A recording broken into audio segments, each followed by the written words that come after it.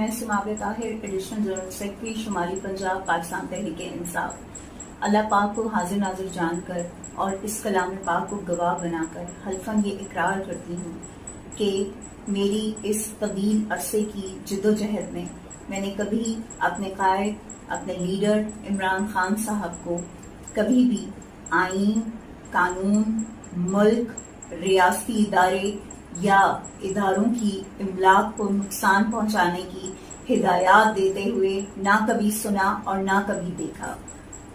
اور میں اس بات کا بھی اقرار کرتی ہوں کہ عمران خان صاحب نے کبھی 9 مئی کی کوئی منصوبہ بندی یا سازش نہیں کی.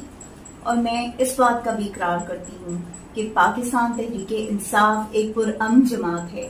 ہماری جماعت وہ جماعت ہے کہ جو قانون اور آئین کی بالادستی دیکھنا چاہتی ہے، جو قانون اور آئین کی مضبوطی دیکھنا چاہتی ہے. اور ہماری جماعت وہ جماعت ہے کہ جو پرامن رہنے پر آمادہ ہوتی ہے اور پرامن رہنا چاہتی ہے. کبھی ہمارے لیڈر نے ہمیں کبھی بھی پرتشدد احتجاج کی ہدایات نہیں دی.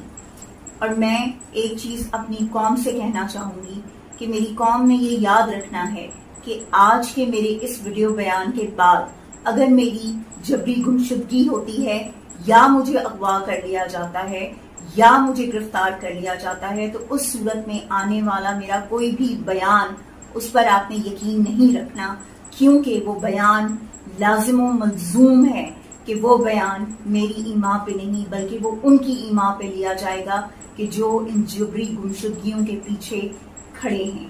اللہ تعالیٰ آپ سب کا حامی و ناصر ہو. پاکستان زندہ باد. عمران خان بائندہ باد.